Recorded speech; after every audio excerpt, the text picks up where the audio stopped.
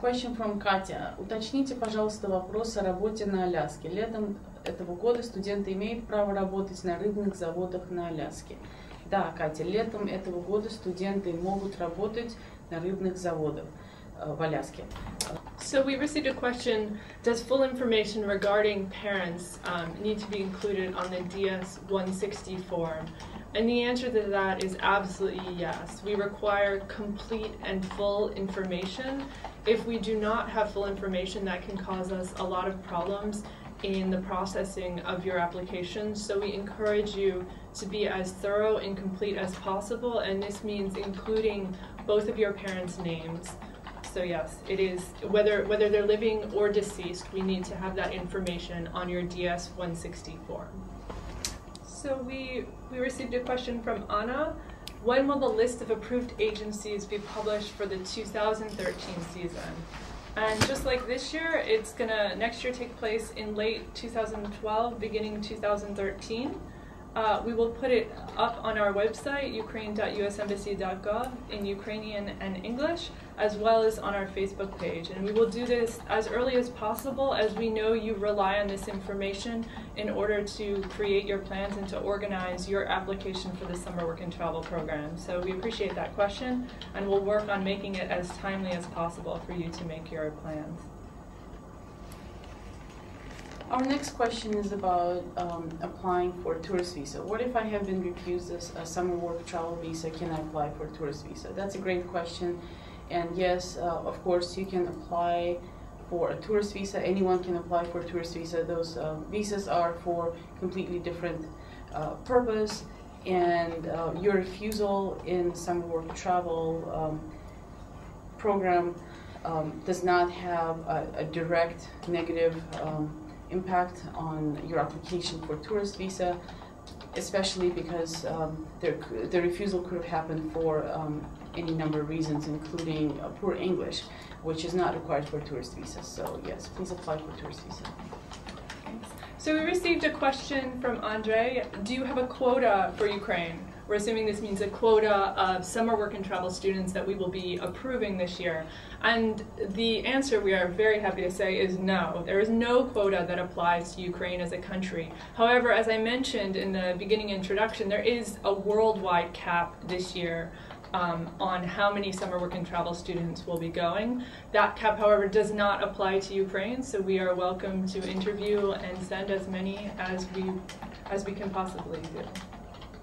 Question from Victoria. If a student has just one parent, should he give information about both of them in DS-160? DS-160 has to be completed, and it has to be, every field has to be filled out, and information about parents has to be filled out. So if you have a parent listed on your birth certificate, you need to list that parent on your DS-160. If your parent is no longer alive, unfortunately your parent died, you still have to list that parent on your DS-160.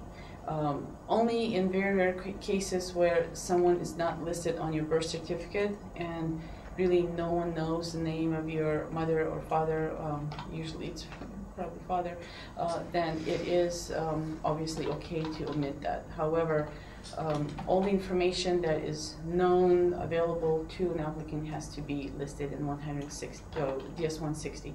Please be truthful, because if you omit something, or if you do not disclose something, or you change name of your mother or father, and later that information becomes available to us, you might lose your visa and actually not be able to travel. So please take that very seriously.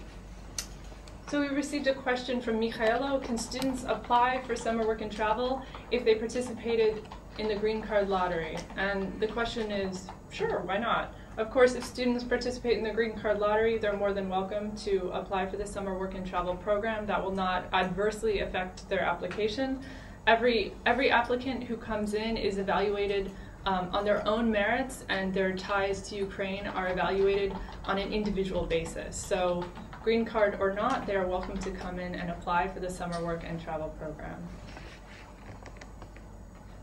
A question from Dmitry. Когда можно повторно подавать документы и какие после отказа? So, Dmitry, If you have been refused a visa, если вам визу не дали, если был отказ, то, пожалуйста, можно подавать в конце сезона, пока еще это время не уточнено, но когда все будет известно, информация будет на нашем веб-сайте. Те же самые документы, только нужно подождать, чтобы дать возможность другим студентам, которые еще не подавали на визу, подать документы. So we have a question here from Aliona, who says that many students are interested this year about whether there is a grace period and whether they will have an opportunity to travel around the U.S. after their work component. And as you know, as we stated, this is a summer work and travel program, so there's a work component and a travel component. But this year, according to international standards and the rules that have been created by Washington, D.C., students need to return back to Ukraine in order to start their university season by September 2nd. So all of that travel done during the grace period following their work must be completed by the 2nd of September. We have a question about DS7007 form. Right now, this form is not required. However, please monitor our website and our Facebook page. We'll update if this form should become necessary. Right now, it is not necessary, and for a list of all the documents that are required for the application package, for the complete package, please see our website. So we have a question about those students who have traveled to the U.S. maybe on the summer work and travel in a prior season.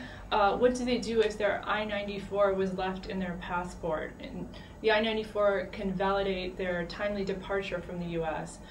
This is sort of, I guess, a frequent problem, and this is something that can be resolved online. You can check out DHS or CBP or even our embassy website in the NIV section to find out instructions on how to validate your departure.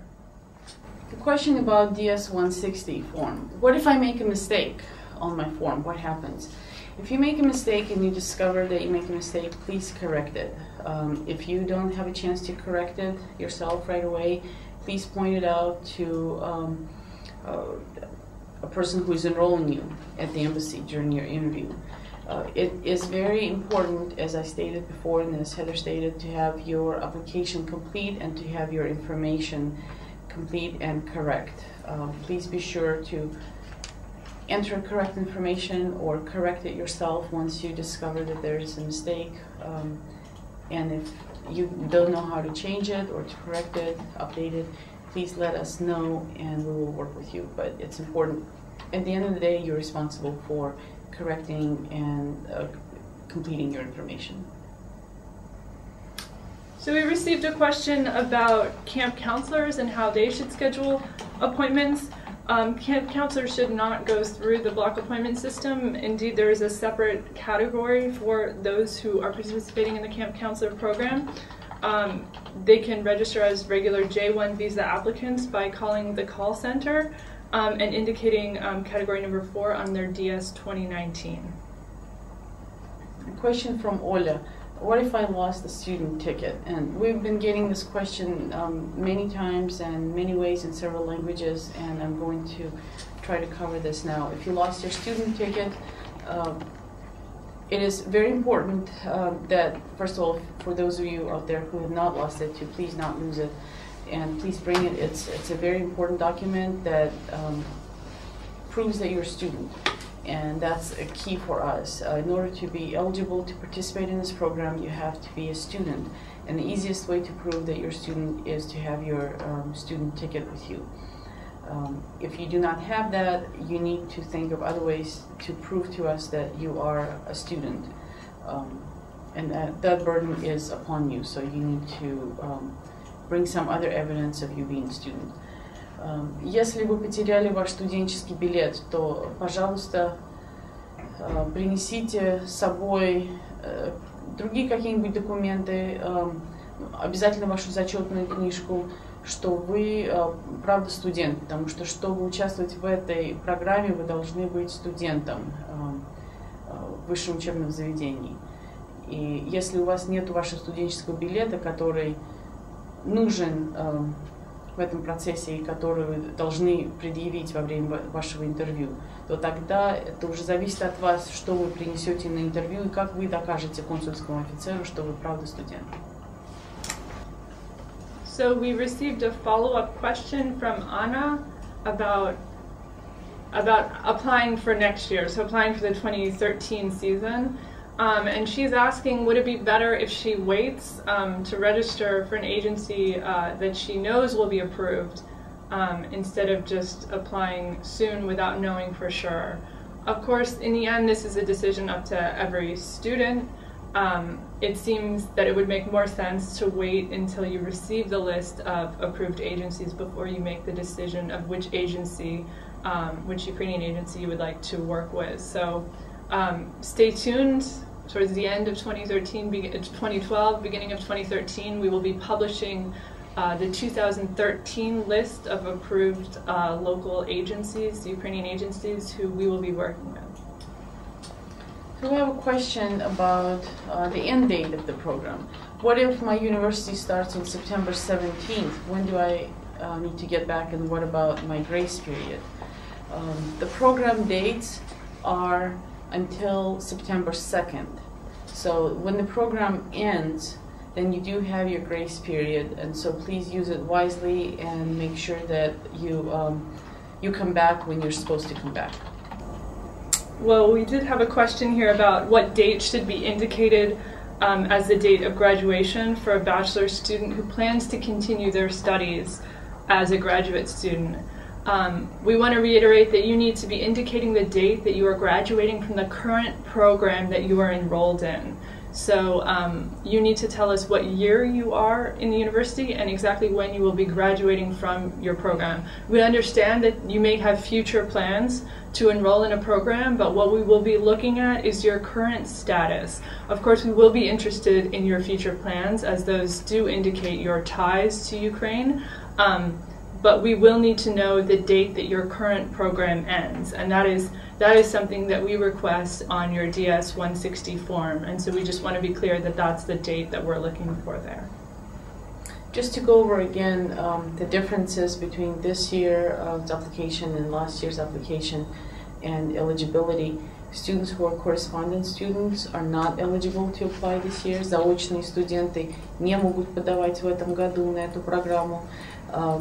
Everyone has to be back by September 2nd, as September 3rd is when university studies begin again, and this is taken very seriously.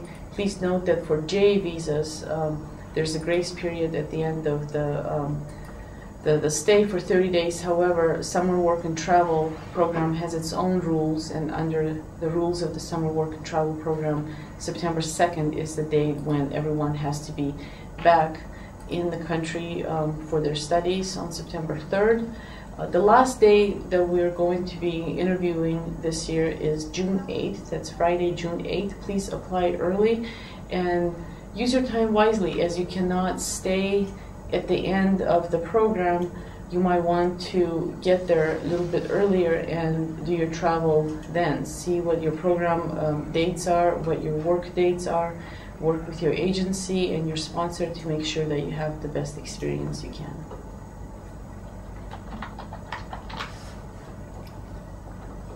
Great. Well, thank you so much for tuning in to the second annual Summer Work and Travel web chat.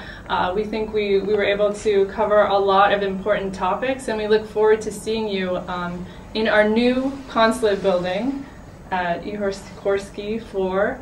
We've moved, and we hope to see you out here soon. Thanks. If you have any questions, please continue asking them on our Facebook page. Again, that's facebook.com/SWT-Ukraine. And we really hope that you will follow up with us and will ask good questions. No question is a bad question or wrong question. We hope that you will enjoy this program and will make the most of your opportunity to work and travel in the U.S. It's a great opportunity and a wonderful program. Good luck. Good luck. Thank you.